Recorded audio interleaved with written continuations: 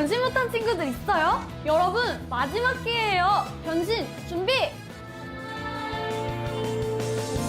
주님 손잡고 나가면 나는 믿음의 영웅. 믿음의 영웅 친구들, 어서 다시 모이세요. 우리 함께 갈 데가 있거든요. 어디냐고요? 바로 갓튜브 월드!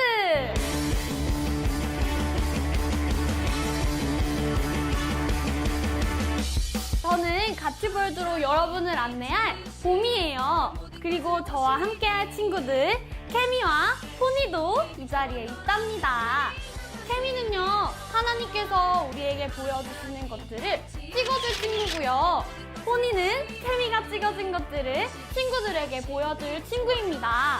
자, 여러분, 우리 함께 떠날 준비 됐나요? 봄이와 케미, 포니와 함께 떠나봅시다. 갓튜브월드로 출발! 후, 출발!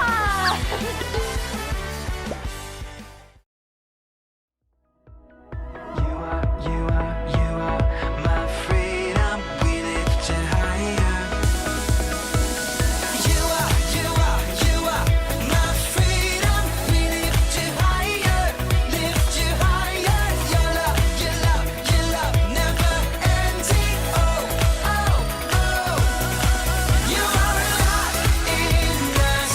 Nothing can take your place. You are all we need. Your love has set us free. You are alive in us. Nothing can take your place. You are all we need. Your love has set us free. Oh, oh, oh.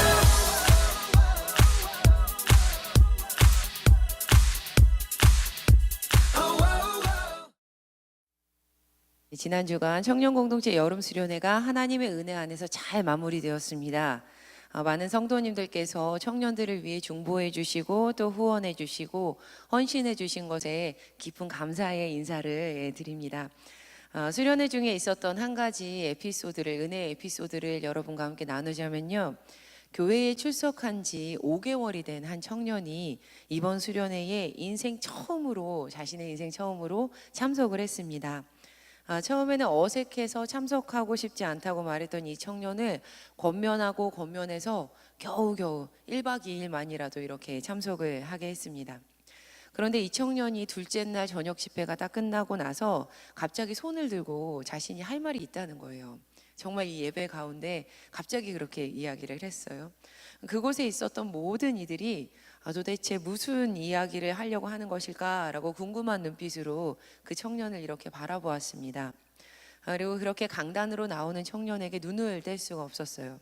드디어 이렇게 마이크를 잡은 이 청년이 저는 제 인생에서 처음으로 5개월 동안 꾸준히 교회에 출석해 보았습니다. 그래서 친구들이 저에게 너는 왜 평생 교회를 한 번도 다니지 않았으면서 갑자기 그렇게 교회를 나가게 된 것이니? 라고 하는 많은 질문들을 받았습니다.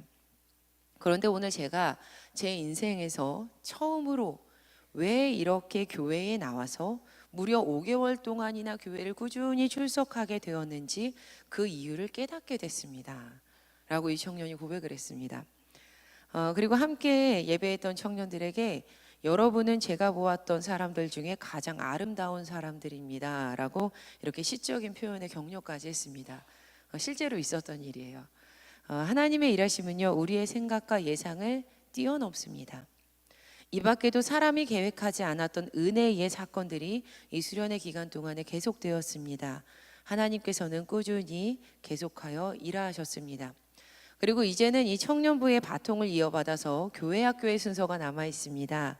이번 한 주를 건너고 나면 다음 주부터 매주 영아부, 유치부, 유초등부, 중고등부의 순서로 이 여름 사역이 계속 진행됩니다. 설교를 시작하면서 보셨던 이 영상은요, 영아, 유치, 유초등부의 이 성경학교와 또 중고등부의 수련회의 홍보 영상입니다. 여러분, 벌써부터 하나님께서 이들에게 어떻게 역사하실지 기대가 되지 않으십니까? 분명히 하나님께서는요, 이 여름 가운데 그들에게 역사하실 것입니다. 이 여름 사역이 끝나는 그때까지 꾸준히 중보해 주시기를 부탁드립니다. 그렇게 해주실 거죠? 네, 아멘. 얼마 전에요, 제가 인터넷에 올라왔던 찬양을 듣던 중에 그 밑에 달린 댓글을 보게 되었습니다. 굉장히 짧은 한 줄이었지만 굉장히 큰 깊은 감명을 저에게 주었습니다. 바로 이러한 글이었어요. 송땡땡 5학년이지만 훌륭한 신자가 되겠습니다. 저도 5학년 때 인격적으로 하나님을 만난 경험이 있기 때문에요.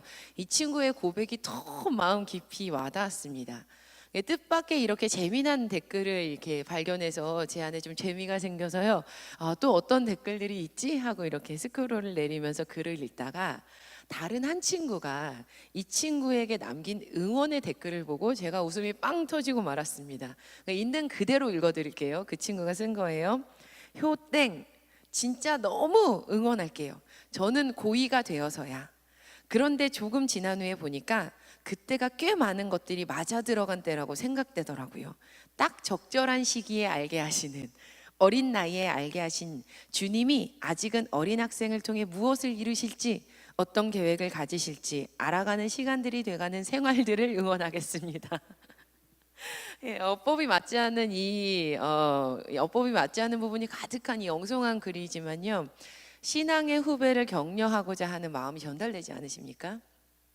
저에게 소망이 되는 것은요, 분명 이번 여름에 우리 하늘빛 교회의 5학년 친구들 중에도 저는 5학년이지만 훌륭한 신자가 되겠습니다 라고 고백하는 어린이가 생기게 될 것이라는 사실입니다. 중고등부 학생들이 중학생이 되니까, 고등학생이 되니까 어린 시절부터 나와 함께 하셨던 내 인생에 그 하나님이 계셨음을 깨닫게 됩니다 라는 고백이 나오게 될 것입니다. 우리는 이번 여름에도 우리 자녀들에게 일하실 그 하나님의 일하심을 보게 될 것입니다. 저는 이 글을 읽으면서 참 기뻤습니다. 분명 성도님들께서도 이렇게 신앙을 고백하는 자녀들을, 그리고 또 신앙을 가지고 성장하는 그 다음 세대들을 보셨을 때 기쁘실 것 같습니다. 그리고 분명히 이렇게 말씀을 하실 것 같아요. 아이고, 눈에 넣어도 아프지 않은 정말 예쁜 우리 자녀들, 이렇게 말씀하실 것 같아요. 내 자녀들은요, 부모님들께 그런 존재인 것 같습니다. 육신의 자녀도 그렇고요, 또 영적인 자녀들도 그렇습니다. 모든 자녀들은 우리에게 있어서 참 소중합니다. 우리 목회자들은요, 우리의 이 영적인 자녀들이 우리의 자녀라고 생각하며 이 사역을 준비합니다. 물론 부장님들도 교사들도 마찬가지입니다. 모든 자녀들은요, 하나님의 상급입니다. 시편의 말씀을 보면 하나님께서 우리에게 다음 세대들을 허락하신 것은 우리에게 상급을 주신 것이다라는 것을 우리가 알 수 있습니다. 시편 127편 3절의 말씀입니다. 보라, 자식들은 여호와의 기업이요 태의 열매는 그의 상급이로다. 시편 127편 3절 말씀에 하나님께서 주신 자녀는 여호와의 기업이고 태의 열매는 상급이다라고 이 말씀은 우리에게 알려주고 있습니다. 먼저 여기서 기업은 히브리어로 나할라인데 원형은 나할입니다. 그 뜻은 유산을 물려받고 유산을 상속을 받는다라는 뜻을 가지고 있습니다. 그러니까 즉 여호와의 기업인 자녀들은 하나님께서 물려주신, 하나님께서 상속해 주신 유산이다라는 뜻입니다. 여러분, 유산이라는 것은 좋은 것입니까? 나쁜 것입니까? 유산은 분명히 좋은 것입니다. 당연히 유산을 상속받은 것은, 나에게 남는 그 유산이 있는 것은 굉장히 좋은 일입니다. 심지어 그 유산을 하나님께서 우리에게 주셨답니다. 얼마나 좋은 것입니까? 그래서 세번역 성경은 여호와의 기업을 자식은 주님께서 주신 선물이요라고 번역을 했습니다. 다시 강조하면 자녀는 하나님께서 주신 선물, 참 좋은 유산입니다. 따라서 우리는 그 유산이 무엇인지에 대해서 잘 생각해 보아야만 합니다. 먼저 우리가 잊지 말아야 할 점은, 우리에게 있어서 유산이라는 것은요, 다시 다음 세대에게 우리가 넘겨주어야만 하는, 그러니까 가문의 소유가 된 것이라는 것입니다. 즉 지금 나에게는 허락이 되었지만 사실 근본적으로 그 유산은 내 것이 아니라는 말이죠. 우리가 하나님께 그 하나님의 유산을 허락받았다라는 말씀을 곰곰이 생각을 해보면 하나님께서 우리에게 허락하신 그 자녀가 그 유산이 사실은 하나님의 것이라는 사실을 우리가 깨달을 수 있습니다. 엄밀히 따져보았을 때 하나님의 유산은 하나님의 것입니다. 하나님의 것이에요. 잘 알고 지내는 한 목사님께서 하나님께서 이렇게 좋은 친구를 자녀로 만나게 해주셔서 참 감사해요 라고 하셨던 그 말씀이 저에게 잊혀지지가 않습니다. 하나님께서 만나게 하신 좋은 친구라는 거예요.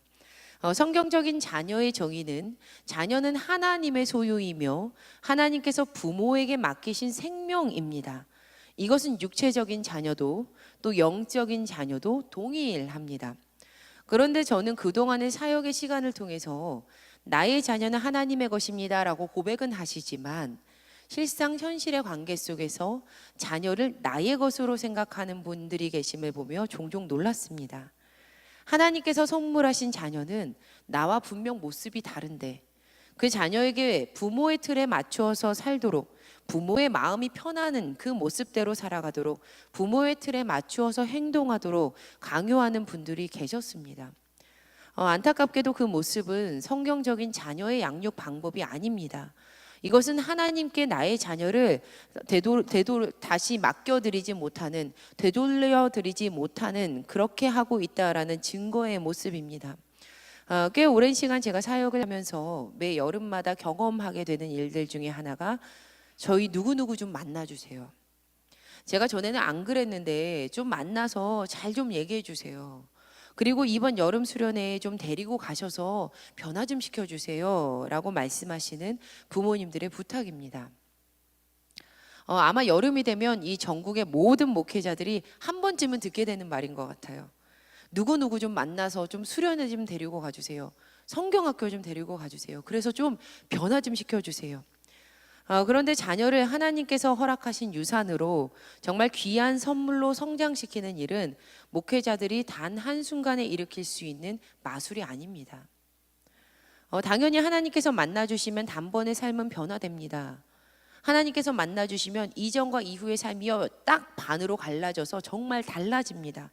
실제로 변합니다. 그러나 그 전에 더 튼튼히 바탕이 되어야 하는 것은 부모님들께서 자녀들은 하나님의 것이며 하나님께서 잠시 맡기신 유산임을 기억하고 다시 하나님께 그분의 자녀를 맡기며 양육해 주셔야만 한다라는 사실입니다. 이 교회에 하나님께서 사명을 허락하신 귀한 교사들이 우리의 영적인 자녀들이 우리의 마음대로 할 수 없는 하나님의 자녀임을 고백하며 그들에게 다시 내어 맡기며 이 귀한 사역을 하셔야만 한다라는 것입니다. 하나님께서는요 우리가 그분의 자녀들을 그렇게 키울 수 있을 것이다 라고 신뢰하고 계십니다. 그래서 우리를 믿고 그 귀한 생명들을 허락하신 것입니다. 우리에게 그 귀한 생명을 맡기신 거예요. 그렇게 부모와 자녀가 영적인 부모와 영적인 자녀가 맺어가는 건강한 관계는 자녀들에게 하나님이 어떤 분이신지, 하나님이 얼마나 좋은 분이신지 건강한 하나님의 상을 만드는데 결정적인 역할을 합니다. 그들이 각자의 삶 속에서 각자 자신의 인생에 하나님께서 어떻게 일하고 계시는지, 하나님이 얼마나 선한 분이신지 그들이 볼 수 있는 눈이 생기는 것은 우리와의 관계를 통해서 생겨나는 귀한 일입니다. 물론 관계라는 것은 마치 롤러코스터와도 같습니다. 눈이 오기도 하고요, 비가 오기도 해요. 가끔은 바람도 불죠. 아무리 한 가족이어도 부모와 자녀여도 그 관계에는 노력이 필요합니다. 사랑의 마음으로 사역을 하지만 나에게 맡겨진 영적 자녀를 이끌어가는 데는 헌신이 필요합니다. 그러나 어렵다고, 그렇지만 힘들다고 대충 하거나 포기할 수는 없는 일입니다. 우리는 반드시 우리의 다음 세대, 육신의 자녀와 영적인 자녀 모두를 하나님의 유산으로 생각하고 하나님께 맡기며 전심을 다하여서 양육해야만 합니다. 이 일은 우리가 아무리 부족하고 어려워도 끝까지 해야만 하는 사역이고 우리의 사명입니다. 할렐루야, 아멘. 그렇게 했을 때 우리의 자녀들은 부모, 조부모와의 좋은 관계 속에서 교회의 좋은 어른들과의 관계를 통해서 하나님을 경험하며 성장해 갑니다. 누가복음은요, 복음서 중에 유일하게 예수님의 어린 시절의 이야기를 들려주고 있습니다. 누가복음 2장은 예수님의 탄생의 그 소식을 알려주고요. 또 12살 시절 부모님을 잃어버렸던 그 예수님의 어린 시절의 이야기를 우리에게 증언해주고 있습니다. 예수님의 성장 과정 중에 다른 사건들도 많았을 텐데 왜 이 이야기가 남아있는 것일까 참 궁금했어요. 그런데 곧 남겨놨다라는 것은요, 굉장히 중요한 것이기 때문임을 깨닫게 되었습니다. 누가 보아도 이 누가복음 2장의 이야기는 중요한 사건입니다. 그냥 단순하게 생각해 봐도요, 3일이나 이 가정에서 자신의 아이를 잃어버린 사건이 얼마나 큰 사건입니까? 굉장히 중요한 사건이에요. 한 가정에서 잊혀지지 않을 큰 사건입니다. 다양한 시각으로 이 성경을 해석해 볼 수 있겠지만요, 부모와 자녀의 관계로 이 이야기를 좀 살펴보겠습니다. 누가복음 2장 42절의 말씀을 보면 예수님께서 12살이 되었을 때에 그들이 절기의 관례를 따라서 올라갔음을 우리가 알 수 있습니다. 예수님께서 이 12살이 되던 6월절 절기에 예루살렘으로 가는 그 관례를 따라서 그곳으로 갔다라고 증언을 합니다. 그런데 그만 모든 일을 마치고 돌아가게 됐을 때 요셉과 마리아는 예루살렘에서 예수님을 잃어버렸다는 것을 깨닫게 됩니다. 12살이었던 예수님은요, 예루살렘에 머물러 계셨고 또 부모님은 이 일을 알지 못하고 하룻길을 더 가게 됩니다. 그러다가 이 아이가 없어졌음을 그때 깨닫게 되는 거예요. 얼마나 찾으면서 그 길을 돌아갔을지, 하루, 이틀, 사흘 후에나 예루살렘 성전에서 다시 예수님을 찾습니다. 그런데 예수님께서는요, 선생님들 중에서 앉으셔서 그들에게 듣기도 하고 그들에게 묻기도 하시면서 그분의 지혜로 앉아있는 이들을 놀랍게 하셨습니다. 그 모습을 본 부모가요, 단번에 이렇게 이야기를 해요. 그의 부모가 보고 놀라며 그의 어머니는 이르되, 아이야, 어찌하여 우리에게 이렇게 하였느냐? 보라, 내 아버지와 내가 근심하여 너를 찾았노라. 부모님, 이 예수님의 부모님은요, 예수님께 너 왜 그렇게 행동했니? 라고 놀라면서 묻습니다. 그때 예수님께서 이렇게 대답을 하세요. 예수께서 이르시되, 어찌하여 나를 찾으셨나이까? 내가 내 아버지 집에 있어야 될 줄을 알지 못하셨나이까 하시니, 하지만 성경은요, 50절에서 그 부모가 그가 하신 말씀을 깨닫지 못했다라고 증언을 합니다. 오해해서 안 되는 부분은요, 예수님께서 자신이 구원자이셨기 때문에 부모를 무시하신 것이 아니라는 그 사실입니다. 누가복음 2장 51절에서 52절 말씀을 보면요, 함께 읽어보실게요. 시작. 예수께서 함께 내려가사 나사렛에 이르러 순종하여 받드시더라. 그 어머니는 이 모든 말을 마음에 두니라.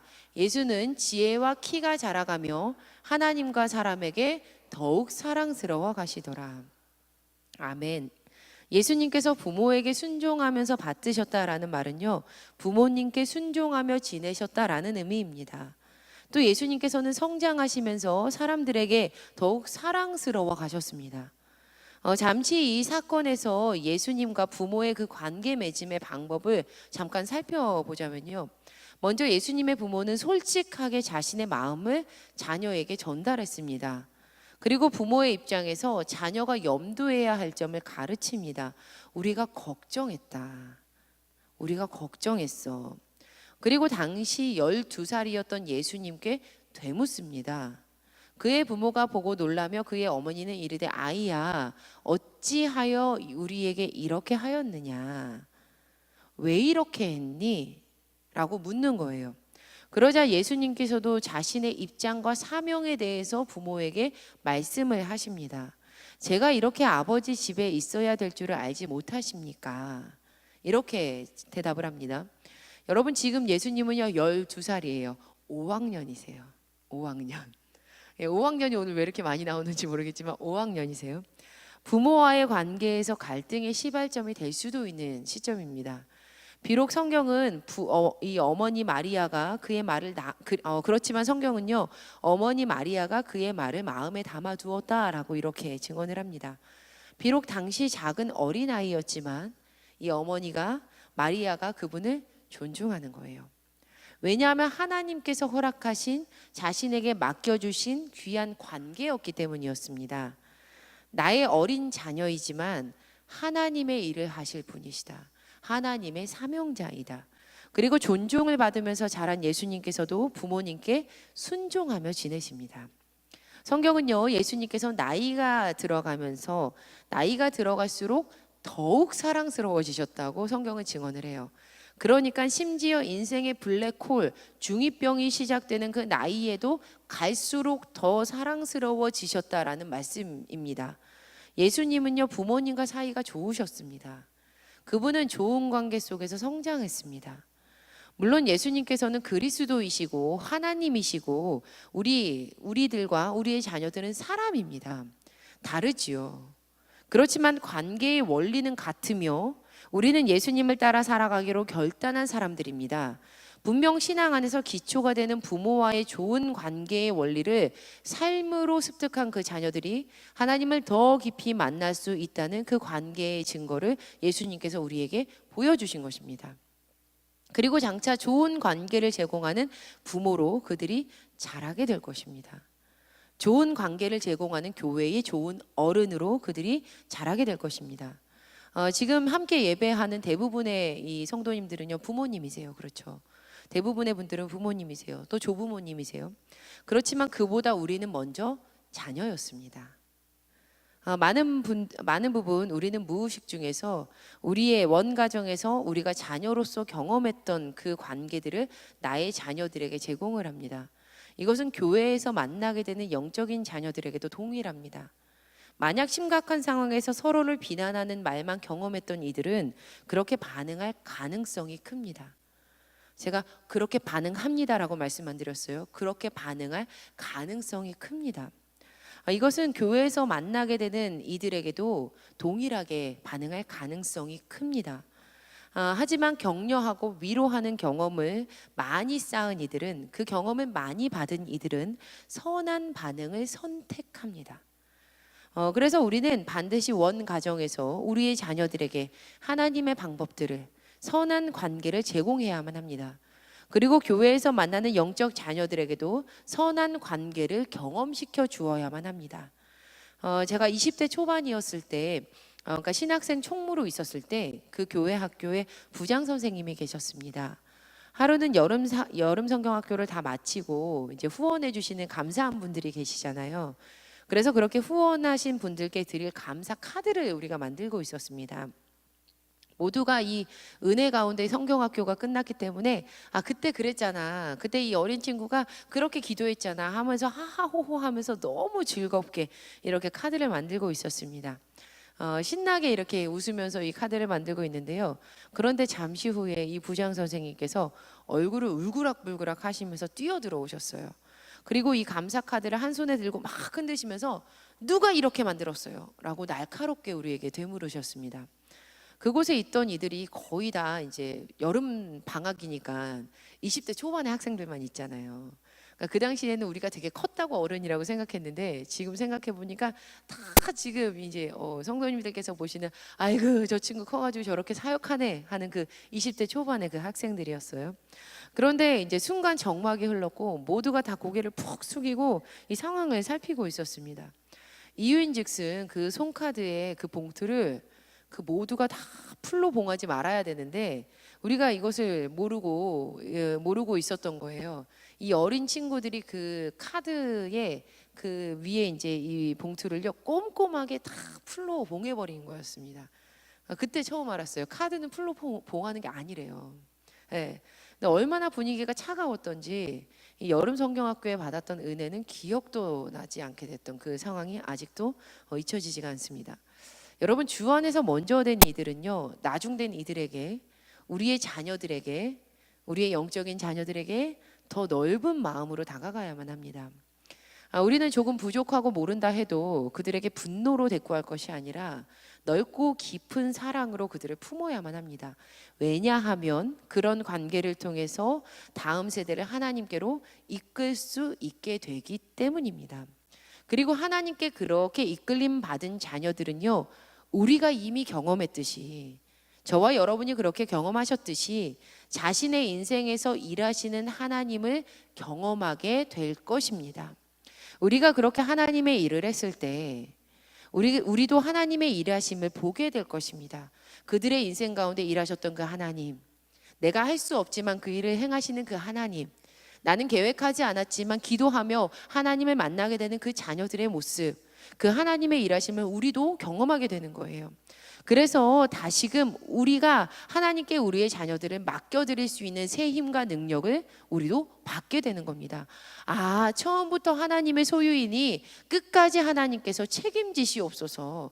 내가 해결할 수 없는 그 일을 하나님께서는 해결하실 수 있으시니 이들이 하나님의 사람이니 하나님께서 키워주시옵소서라고 우리가 내어 맡기며 기도할 수 있게 되는 겁니다. 여러분, 격가지 이야기지만 혹시 그동안 좋은 관계를 경험하면서 성장하지 못하셨다 할지라도, 우리의 가정에서 조금은 힘들었다 할지라도, 교회 생활 가운데 조금은 어려웠다 할지라도, 마음이 상하는 일이 잠깐이라도 있었다 할지라도 괜찮습니다. 왜냐하면 우리는 참 아버지 되시는 그 하나님께, 이미 우리 모두에게 좋은 관계를 경험해 주시는 그 하나님께서 주시는 그 사랑을 우리가 경험했기 때문이에요. 생명을 주시면서까지 우리를 구원하시고 살리시고자 하는 그분의 사랑이 얼마나 큽니까? 우리에게 주신 그 십자가의 그 사랑이 얼마나 큽니까? 이미 그 관계를 경험한 우리 모두는 이 세상 무엇과도 바꿀 수 없는 큰 사랑으로 이미 우리가 그 상을 받았습니다. 그 사랑을 받았습니다. 그래서 우리 모두는 주 안에서 다음 세대를 사랑으로 키우며 섬기며 세우고 성장시키고 살리는 데 귀하게 사용될 수 있습니다. 할렐루야, 아멘. 그렇게 우리가 함께 다음 세대들을 하나님께 내어 맡겨드리고 신앙 안에서 주님의 자녀들을 선대하면서 살아가게 될 때, 분명 이사야서 40장 5절의 말씀처럼 우리 모든 육체는 하나님의 일하심을 보게 될 것입니다. 이사야 40장 5절의 말씀을 함께 읽도록 하겠습니다. 시작. 여호와의 영광이 나타나고 모든 육체가 그것을 함께 보리라. 이는 여호와의 입이 말씀하셨느니라. 아멘. 남유다에서 활동했던 이 이사야 선지자는요, 하나님께 돌아오지 않은 이스라엘 백성들에게 심판을 선포합니다. 그러나 정말 정작 하고 싶었던 이야기는 그 심판의 본질적인 이유, 구원, 그 메시아의 도래였습니다. 끝내 남유다는요, 바벨론에 의해서 멸망을 당했고 침입자들도 하나님의 성전을 다 무너뜨리기까지 합니다. 하나님의 성전이 파괴되었어요. 그러나 그럼에도 불구하고 하나님께서는 하나님의 때에 그 하나님의 영광을 보여주셨습니다. 여호와의 영광이 나타나고 모든 육체가 그것을 함께 보게 하셨던 겁니다. 그분은 바로 우리 주 예수 그리스도이십니다. 우리의 눈에 파괴된 것처럼 보여도, 무너진 것처럼 보였어도 하나님께서는 계속하여서 일하시고 계셨습니다. 하나님께서는 우리에게 예수 그리스도를 허락해 주셨습니다. 구원을 허락하시며 하나님의 일하심을 보여주셨습니다. 우리가 붙들 수 있는 분명한 사실은요, 디모데전서 2장 4절 말씀에 하나님은 모든 사람이 구원을 받으며 진리를 아는 데 이르기를 원하신다라는 사실입니다. 하나님께서는 모든 이가 구원을 받고 진리를 아는 데 이르기를 원하시는 분이십니다. 하나님께서는요, 모든 사람이 구원을 받기까지 끝까지 일하실 것이다 라고 우리에게 확신을 주셨습니다. 자, 사랑하는 여러분, 우리가 아무리 우리의 자녀들을 소중하게 사랑한다 할지라도 우리의 마음이 그 하나님의 큰 사랑의 마음에 견줄 수 있을까요? 견줄 수가 없을 것입니다. 우리의 마음은요, 하나님의 그 큰 사랑에, 그 하나님의 마음에 견줄 수 없습니다. 우리가 우리 교회의 이 영적인 자녀들을 보면서 너무 귀여워한다 할지라도 하나님이 그들을 고이시는 것보다 우리는 그들을 사랑할 수가 없습니다. 우리의 육체적인 영적인 자녀들은요, 하나님의 것입니다. 하나님께서 우리에게 맡기신 유산이에요. 그들은 하나님의 유산입니다. 그러니 세상 그 누구보다 하나님께서 그들을 가장 사랑하시죠. 바로 그 하나님의 일하심이 다음 세대에게 분명히 있을 것입니다. 그렇다면 우리는 우리가 움켜쥐었던 그 손을 내려놓고 하나님께 내어 맡겨야만 합니다. 끝으로 하나님의 그 일하심이 우리 영아부, 유치부, 유초등부, 중고등부 이들의 여름 사역 가운데 그 현장에서 더 넓게는 이 한국교회 여름 사역의 현장에서 드러날 것입니다. 여러분 그렇게 내어 맡기시고 기도해 주세요.